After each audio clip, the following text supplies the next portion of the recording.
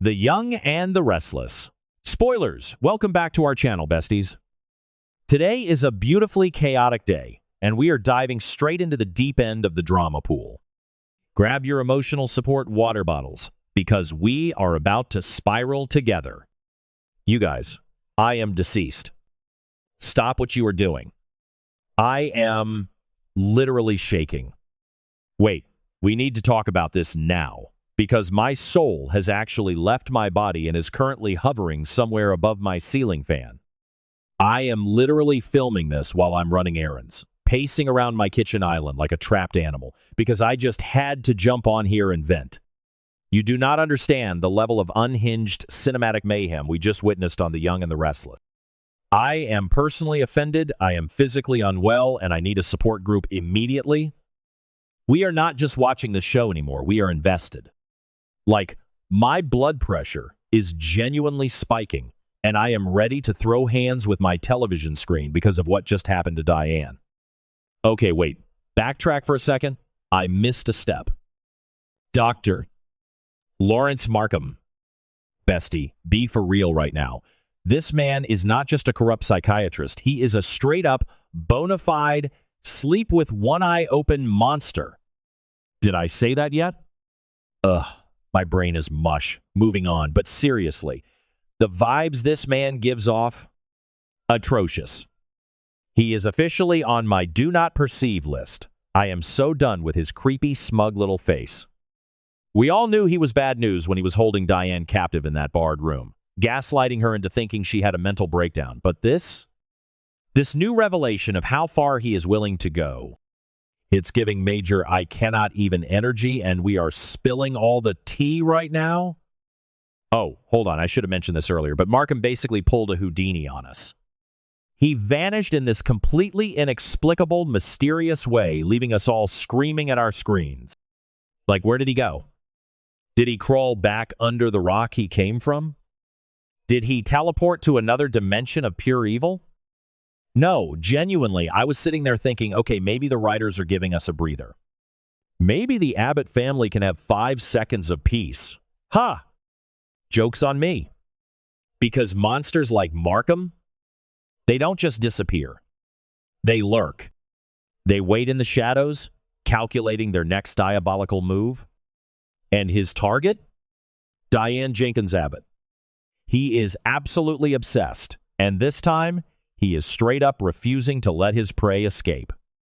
Manifesting a total dumpster fire by the next update, because the villain arc is about to go nuclear. So, picture this. Let me set the scene for you, because the cinematography was giving pure, unfiltered horror movie isolation. It's the dead of night.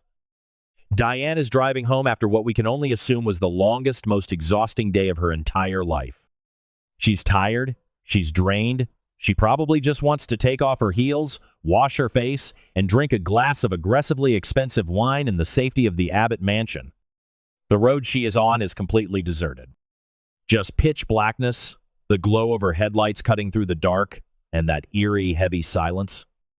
Which is honestly so unhinged. Why is she driving alone on a deserted road at night in Genoa City?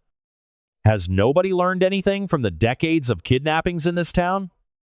Wait, I'm glitching. Okay, back to the main event. But seriously, I was literally staring at the screen, and there was this weird background noise, like the hum of the tires on the asphalt, or maybe the AC buzzing, and it was genuinely making the hair on my arms stand up. It was so quiet. Too quiet. You know that feeling when the silence is literally screaming at you that something terrible is about to happen? The aesthetic was so dark and moody, I felt like I was watching a psychological thriller. I was mid-skincare when this scene started, and I swear to you, I froze with a charcoal mask halfway up my cheek. I looked like a swamp monster just staring in pure terror at my TV. And then, send help, my soul has actually left my body. Markham was already in the car. He broke in.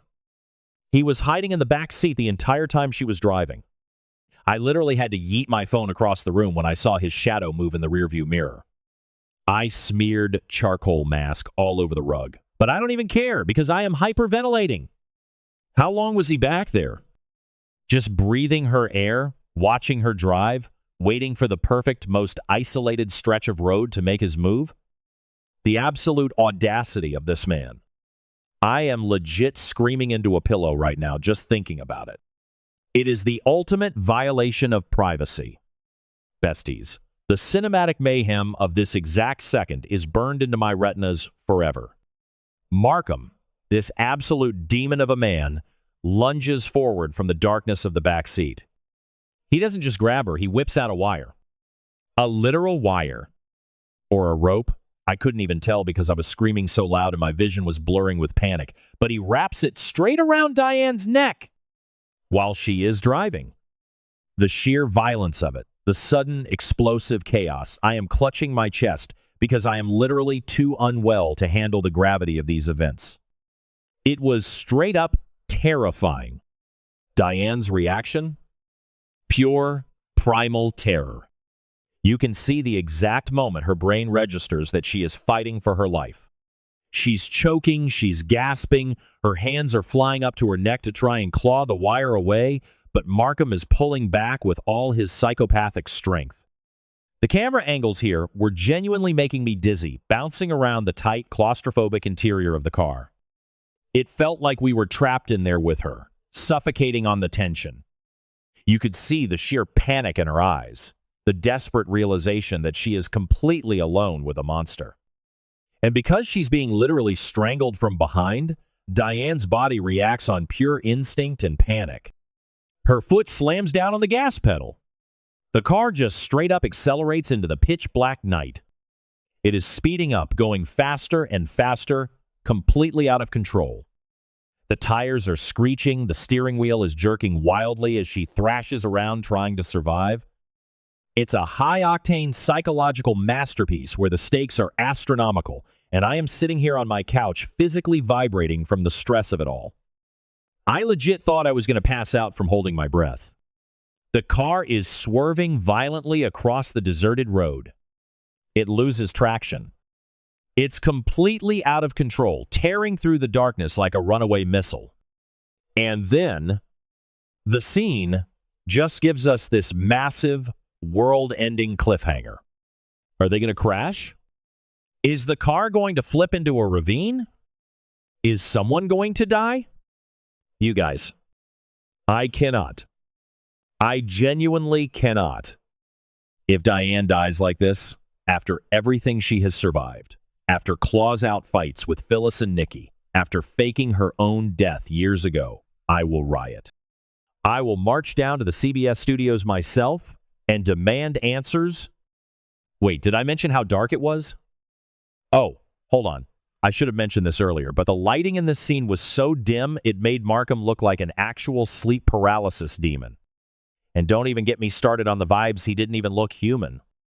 He looked like the embodiment of pure evil, completely devoid of any emotion as he pulled that wire tight. And Diane, our problematic but iconic queen, is just fighting for a single breath of air. This specific betrayal personally attacked my soul. I will literally never get into my car at night without checking the back seat with a flashlight and a baseball bat ever again. They have ruined nighttime driving for me.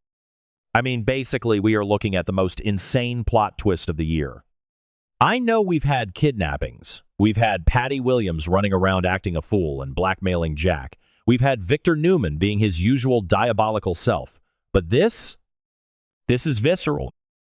This is a straight-up horror movie playing out in the middle of our soap opera. I am calling it right now. The writers are trying to send us all into early cardiac arrest. I need to know what happens next.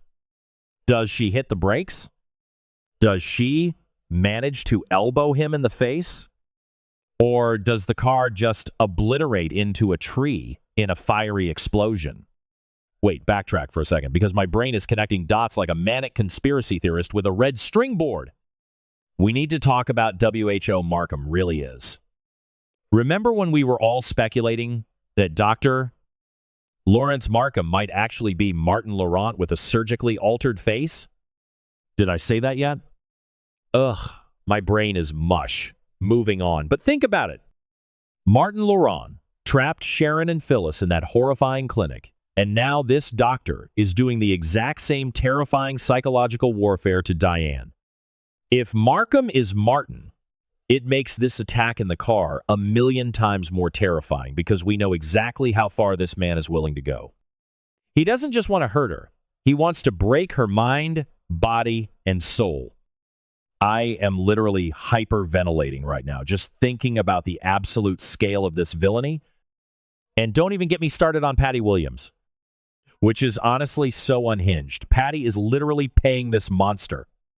We saw Tracy catch Patty handing over an envelope of cash to Markham in the park.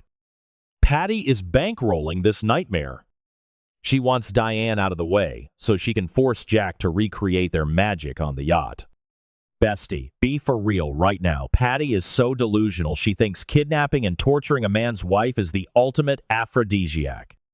The fact that Patty's money is funding the wire currently wrapped around Diane's neck makes me want to scream into the void. They are both officially on my do not perceive list. I am so done. I want Tracy Abbott to go full mama bear and take Patty down. But let's talk about Diane for a minute. Diane Jenkins Abbott is not just some damsel in distress. This is a woman who faked her own death. She let everyone in Genoa City think she was murdered, let Nikki Newman take the fall, let Phyllis spiral, and stayed hidden for years. She is a survivor. She is a cockroach in designer clothing, and I say that with the utmost respect. So watching her be reduced to this helpless victim, thrashing around in the driver's seat while a psycho chokes her out, it genuinely breaks my heart and shatters my entire worldview.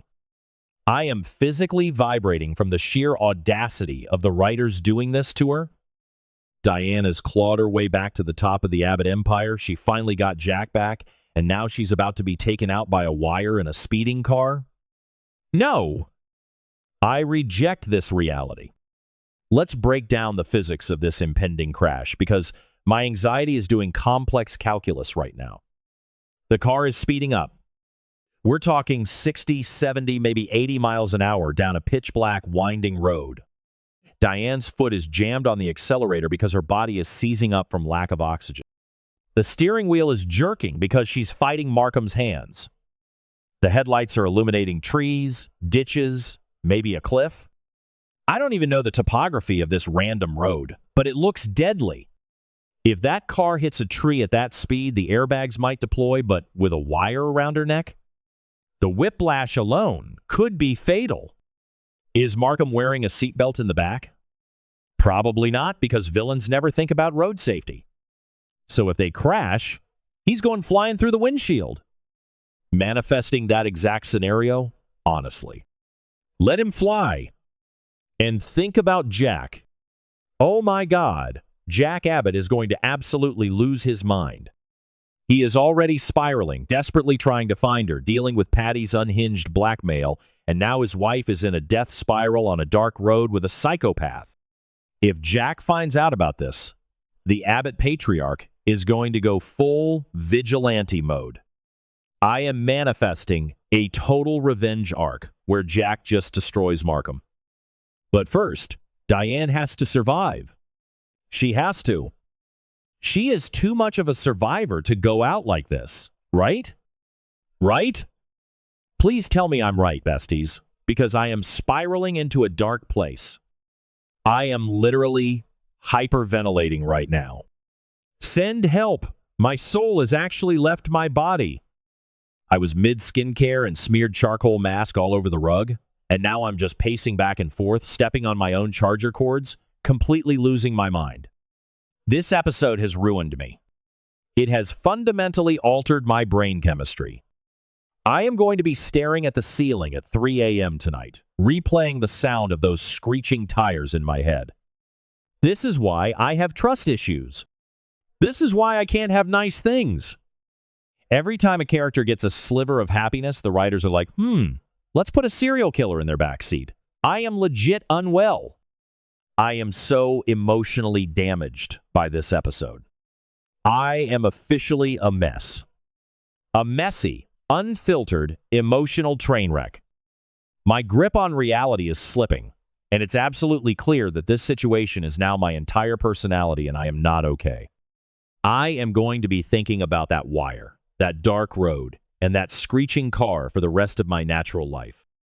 Let me know in the comments if you are also spiraling, because I need my support group right now.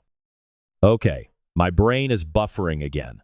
I need to go wash this dried charcoal mask off my rug before it stains permanently. Stay safe out there, check your back seats, and I will see you all in the next update when we hopefully find out who survives this absolute nightmare.